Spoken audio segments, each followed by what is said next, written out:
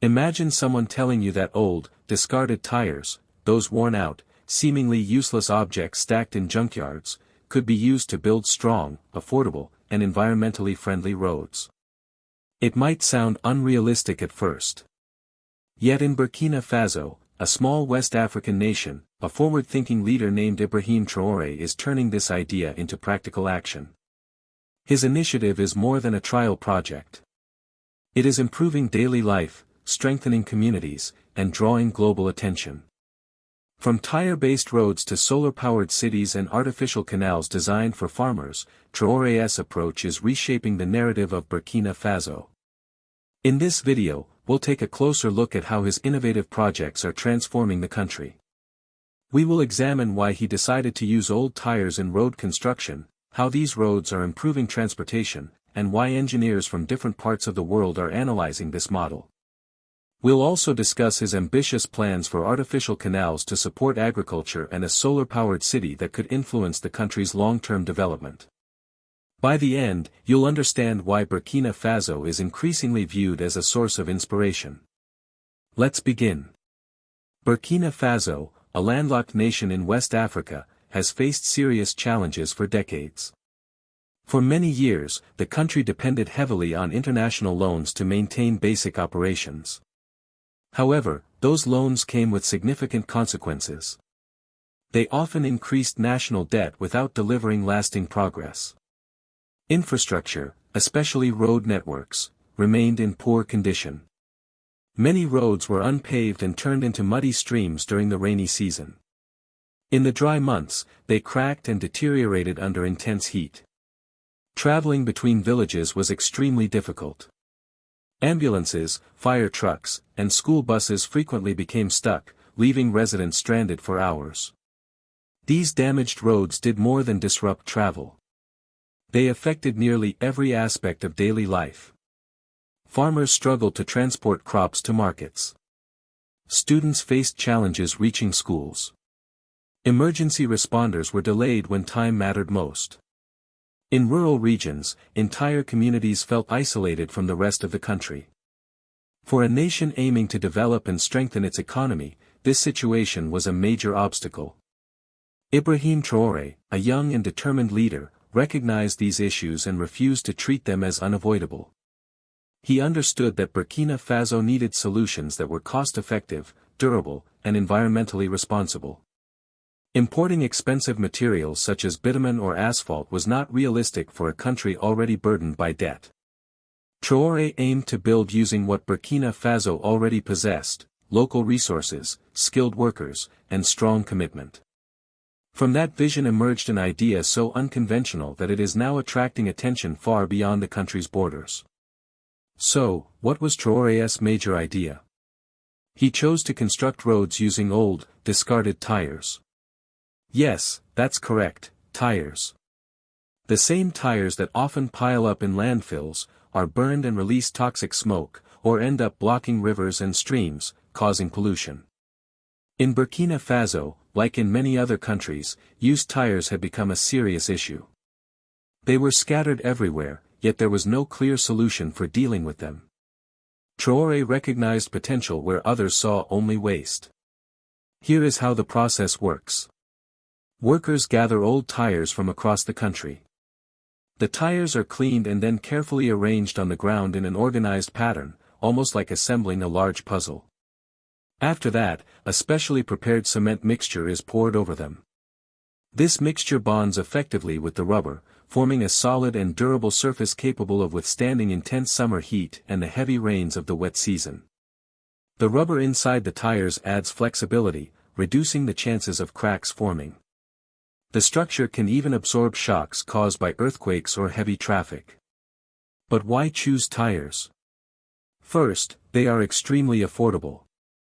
Instead of spending large amounts of money on imported construction materials, Burkina Faso is using a resource that is already available and essentially free. These tire-based roads cost about 40% less than conventional roads, which represents significant savings for a country like Burkina Faso. In addition, tires are built to be strong. They are designed to carry the weight of cars and trucks, making them well suited for road construction that needs to last. These roads are not only cost-effective, they are practical. Rubber has unique properties. Its flexibility allows it to handle pressure without breaking, and it absorbs shocks efficiently. This makes the roads more resistant to damage from heavy rainfall or seismic activity. In a country like Burkina Faso, where weather conditions can be extreme, this approach provides a meaningful advantage. Another major benefit is the environmental impact. By repurposing old tires, Traoré's initiative is helping to clean up the country. Instead of burning tires and releasing harmful smoke or allowing them to accumulate in waterways, Burkina Faso is transforming them into valuable infrastructure. This represents recycling in a practical and effective form. The tire roads support environmental protection while addressing a real transportation challenge. The results have been remarkable. Small villages that were once isolated from major cities are now connected. A journey that previously took 5 hours on a rough and unsafe road can now be completed in just 1 hour on a smoother, tire-based surface. Farmers are able to transport their crops to markets more quickly. Kids can now travel to school more easily. Ambulances and fire trucks are able to reach emergencies without getting delayed.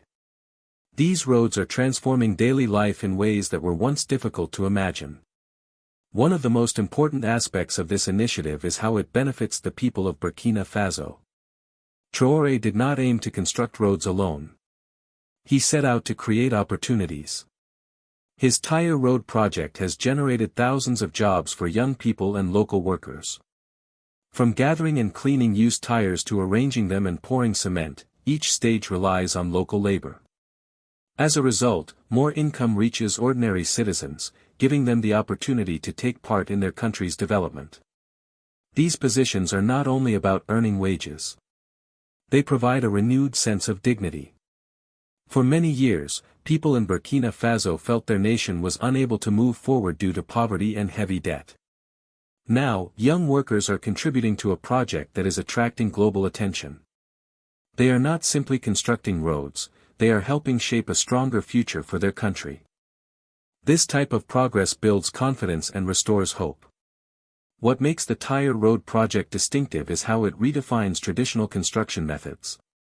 In many countries, building roads depends on costly materials such as asphalt or concrete, often imported from abroad. These supplies are expensive and place additional strain on national budgets. Traoré took a different approach. He examined what Burkina Faso already had, discarded tires, and transformed them into a practical resource. This strategy offers an important lesson. Major challenges do not always require large budgets or advanced technology. Sometimes effective solutions are found in materials that others consider waste. Through practical thinking, Traoré is demonstrating that even a resource-limited country can lead through innovation. Local engineers have also proposed improvements to strengthen the tire roads. Some suggest filling the spaces between the tires with sand or specialized plastic materials to increase durability. This collaboration between Traoré, engineers, and community workers continues to move the project forward. It is not simply one individual's vision, it has developed into a broader movement. The Tire Road initiative has expanded beyond Burkina Faso and gained international recognition. Engineers and officials from neighboring African nations such as Mali, Niger, and Chad have visited to study the roads firsthand. Their goal is to explore how this model can be adapted within their own countries. Environmental organizations in Europe have also shown interest. Some have described the tire roads as an eco-friendly road model, noting their potential use in low-traffic urban areas to help reduce pollution. Global attention continues to grow because the project demonstrates a clear principle: sustainable development does not have to be costly. By relying on local materials and local expertise, Burkina Faso is proving that infrastructure can serve both communities and the environment without placing excessive pressure on national finances. It's a model that can work anywhere, from small villages in Africa to major cities in Europe or Asia. While tire roads are drawing attention, Traoré is not stopping there. He is also addressing another major issue in Burkina Faso: water for farmers. In many regions of the country, agriculture depends heavily on rainfall. However, the rains are not consistent. When they fail, crops are destroyed, families struggle to find food, and farmers lose confidence in the future. For years, communities hoped for better seasons, but hope alone was not a solution. Traoré introduced a clear plan: artificial canals. These man-made waterways are designed to carry water to dry areas, ensuring farmers have access to irrigation throughout the year. The canals collect and store rainwater, then distribute it to farmland even during the dry season. This approach reduces reliance on unpredictable weather. Farmers can now plant with greater certainty, knowing that water will be available when needed. The canal initiative is not simply about digging trenches. It represents a broader effort to transform agriculture in Burkina Faso's economy. With reliable irrigation, farmers can increase production of crops such as wheat, rice, corn, vegetables, and fruits. This leads to more food for households and surplus produce for markets, strengthening economic activity. Increased output also opens the possibility of exporting food to neighboring countries, generating valuable foreign currency. These canals are part of Traoré's wider objective: national self-sufficiency. For many years, Burkina Faso depended on imported food and international assistance. Traoré's position is that the country has the capacity to feed itself. By providing farmers with essential tools, water systems, improved roads, and better market access, he is working to build long-term independence and economic stability. The project is also creating employment. Constructing and maintaining the canal network requires laborers, engineers, technicians, and planners. Similar to the Tire Road Initiative, this effort generates income and offers practical skills. It reflects the principle that sustainable development comes from empowering people rather than relying solely on external aid. If tire roads and irrigation canals were not ambitious enough, Traoré has proposed another major development: a solar-powered city. The vision is a city where homes, schools, hospitals, and factories operate using clean, renewable solar energy. The plan reduces dependence on costly fuel, traditional power grids, and high electricity expenses. In a country where many households still rely on firewood for cooking or lanterns for lighting, this proposal marks a significant shift. The solar city would install solar panels on buildings to generate electricity locally. Solar-powered buses would replace high-emission vehicles. Public Wi-Fi zones would improve digital access for young people. Updated schools would focus on science and technology education, preparing students for modern careers. This initiative goes beyond electricity generation. For years, Burkina Faso faced frequent power shortages, and many communities lacked access to reliable energy. The Solar City aims to address this gap by supplying consistent power to homes and businesses. It is designed to support entrepreneurship, education, and economic growth. Like the previous projects, the Solar City also creates jobs. Opportunities range from manufacturing solar components to installation, maintenance, and technical support. Beyond its national impact, the project positions Burkina Faso as an example for other developing nations. It demonstrates that leadership in clean energy is possible even with limited financial resources. By expanding solar energy use, Burkina Faso reduces dependence on fossil fuels and lowers environmental impact. It also cuts spending on imported oil and gas. Other countries are beginning to observe these developments closely. The Solar City could encourage similar initiatives across Africa and beyond, showing that sustainable development can be practical and achievable. At the center of these efforts is Ibrahim Traoré, a leader focused on implementation rather than promises. When he assumed leadership, his goal was to deliver measurable results. He emphasizes solutions that respond directly to the needs of ordinary citizens. His strategy centers on local resources, local expertise, and community participation. Traoré's projects, tire roads, artificial canals, and the Solar City, share a common principle: self-reliance.